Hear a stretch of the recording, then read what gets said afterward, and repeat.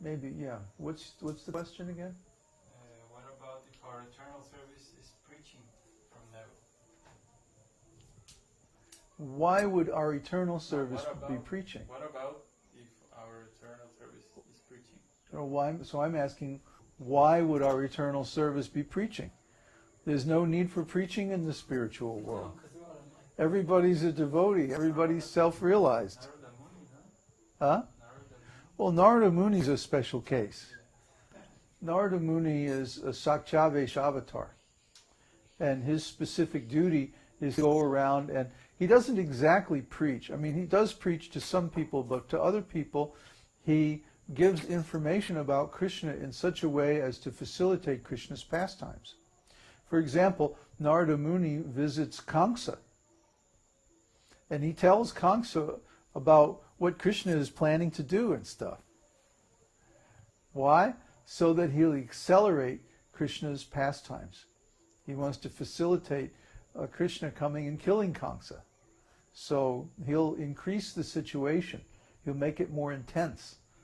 That's what Narada likes to do. So we can understand that most devotees in the spiritual world, they don't come to the material world. They don't need to preach because they're never associating with people who are anything but fully self-realized. So why would they need to preach? Narada Muni is the exception that proves the rule. And he can travel to different planets, so he goes to where it's needed. Yeah, see, he got cursed that he can never stay any place more than a few minutes. So he's like always moving here and there, always traveling. Huh? No, that's what he is. That's his nature. See? So he got to realize his actual nature, which is that he's always moving, always traveling, always going here and there, carrying information to people. Yeah, that's his name, Narada, one who delivers knowledge about Krishna. Speak up so people can hear you. So, yeah, Narada. Nara, of course, is Krishna, is the Supreme Lord. And Da means somebody who delivers. So Narada means somebody who delivers the Lord, or knowledge about the Lord. And that's exactly what... Yeah. He does preaching, and he also tells people that are inimical to Krishna about what Krishna is doing, to involve them in Krishna's pastimes. Are there more questions?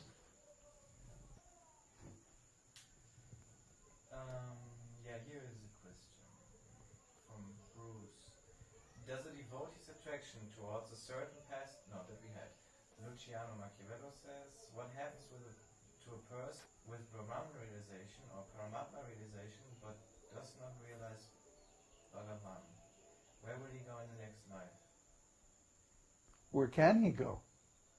What's the scope of the appearance of Paramatma? It's within this material world, right? Well, what's the scope of the appearance of Brahman? Right? Brahman means the total material elements. So they can't really go beyond this material because there's no place to go. See? The scope of where you can go is determined by the range of the appearance of the aspect of the Lord that you have realized. They didn't have to turn it off, just turn it down a little bit. Turn it down. Oh, okay, thanks. Bring a big stick. So anyway, so if a person realizes Brahman, they can go a little bit outside the material universe, but then they come right back again. Not right back, but soon they come back again, because there's nothing to do in Brahman. Brahman is without activity, without qualities, without personality, without anything. It's just like light. So it's very boring. So they very quickly become bored in the Brahman world, and then they come back to the material world again. They can't go higher because they haven't realized anything higher. So then Paramatma realization, you also are limited to the material world because Paramatma means the Purusha, Garbhodakshaya Vishnu. And his scope of activities is within the material universe. So what to speak of the material world, you can't even go beyond this particular universe. with Paramatma realization. But with Bhagavan realization, you can go anywhere. Because Krishna is everywhere and in everything and is the source of everything. So, when you realize Bhagavan, that opens up the whole spiritual world. Although, generally speaking, the devotees will go to the planet in Vaikuntha where their particular object of devotion exists. So if you worship Lord Ramachandra, then you go to Ramaloka. If you worship Krishna, you go to Krishna Loka. And even within Krishna Loka, if you worship Vasudeva, then you go to Dwarka. And if you worship Govinda, then you go to Vrindavan. Another question? From Neville, I think it's the same. Okay, now it's answered. Another question from me. There's some cases where devotees worship Hanuman, for example. And they have the temple of Hanuman and everything for Hanuman. And this is a jiva, right? Hanuman is a jiva. Mm-hmm. So what happens with that? I mean, they love Hanuman more than Krishna, but still it's servant of Krishna. Would they get liberation and all that? Spiritual work? They can, but then they go to the planet where Hanuman is living. To serve Hanuman. Yeah. Krishna says, someone who says that they are my devotee is not really my devotee, but someone who says that they're the devotee of my devotee, they are my real devotee. So that means we can worship any of the devotees, and we should. In the Nectar of the Devotion, when Prabhupada is describing Raganuga Bhakti, he says that what happens is a devotee will develop an attraction toward a specific eternal associate of the Lord. And he'll begin to follow in the footsteps of that eternal associate. You see? So that's a form of worship. When, for example, using the example of Hanuman, when the devotees start to worship Hanuman, they get into the mood of service, because Hanuman, he's like the greatest servant, he's a fantastic servant.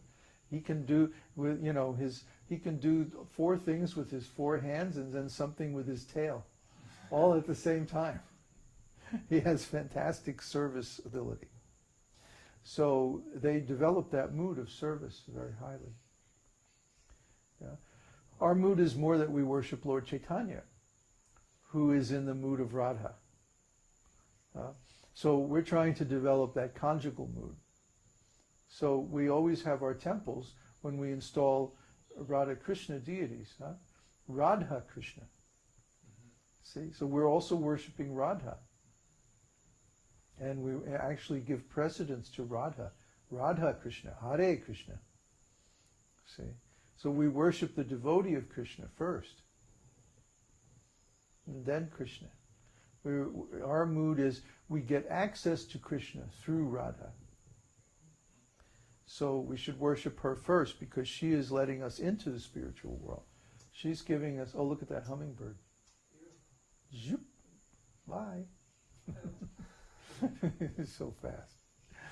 And giving us the access to the particular kind of service that we aspire to in our eternal identity, in our eternal pastimes. Okay. So I guess.